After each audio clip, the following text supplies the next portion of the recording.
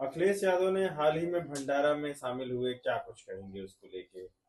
ये बहुत दुखद है कि अखिलेश यादव जी अति व्याकुलता में ऐसी ऐसी गलती कर देते हैं जिससे उसका जो है दुष्परिणाम जनता को भी भोगना पड़ता है।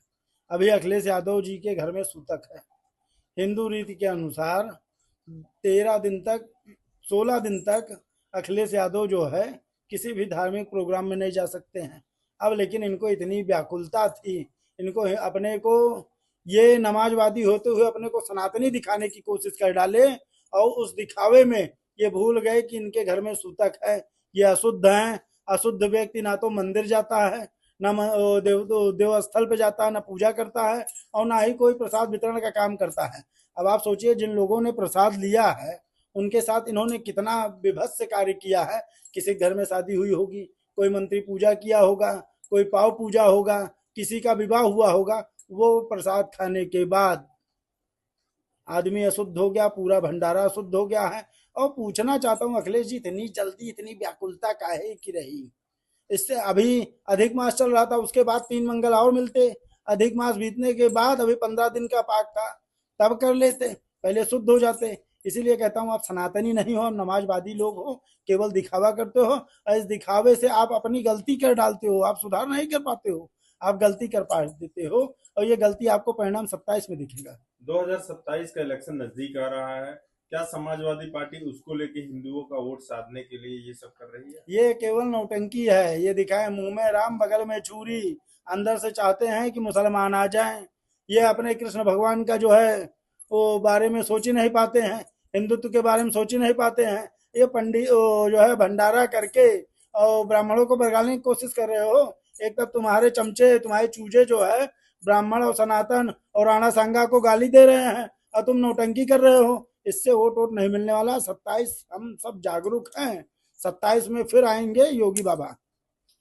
राजकुमार भाटी ने जो बयान दिया, और उससे पहले अखिलेश यादव ने कहा कि हम पंडित जी से पूछ के जो है कि बाल कटाएंगे, पंडित जी से पूछ के घर से बाहर अब निकलेंगे। राजकुमार भाटी और मनोज यादव, शिवपाल यादव और अखिलेश यादव अपने में डिसाइड कर लें, वो ब्राह्मणों के पक्षधर हैं या ब्राह्मणों के विरोधी हैं। अगर ब्राह्मणों के विरोधी थे तो इन लोगों के ऊपर कार्रवाई नहीं क्यों की है? अगर पक्षधर थे तो इनकी औकात कैसे होगी ये ब्राह्मणों के बारे में बोलने लगे?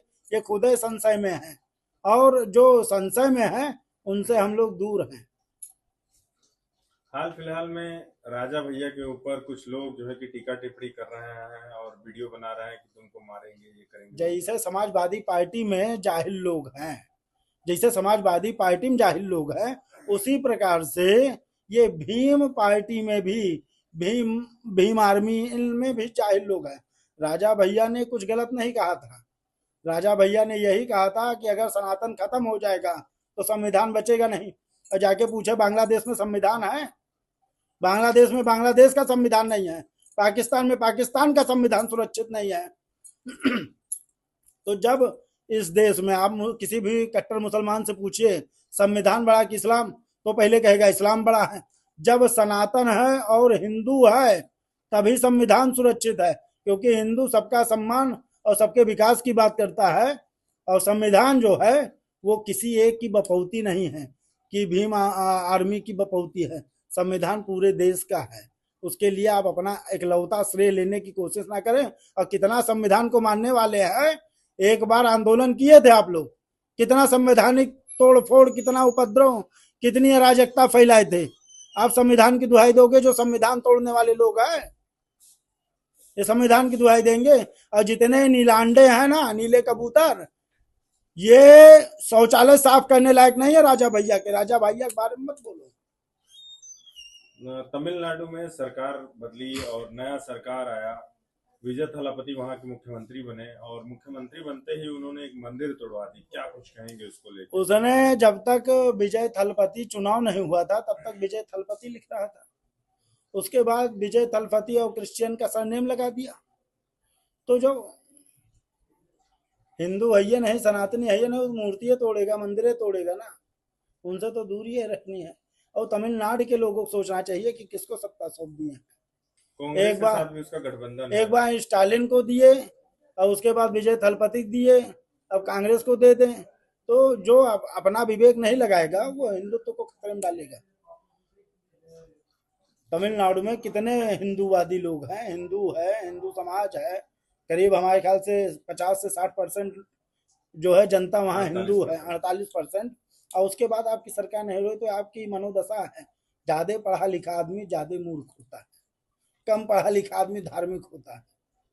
केरल में 91% जो है शिक्षित हैं, लेकिन वहां पे बेरोजगार कितने हैं? 17%। और यूपी में 3%। यूपी में 3% बेरोजगार हैं, और सबसे अधिक शिक्षित प्रदेश केरला है और 70% बेरोजगार है। ये तो समाज है ना, ये अपना सोचो।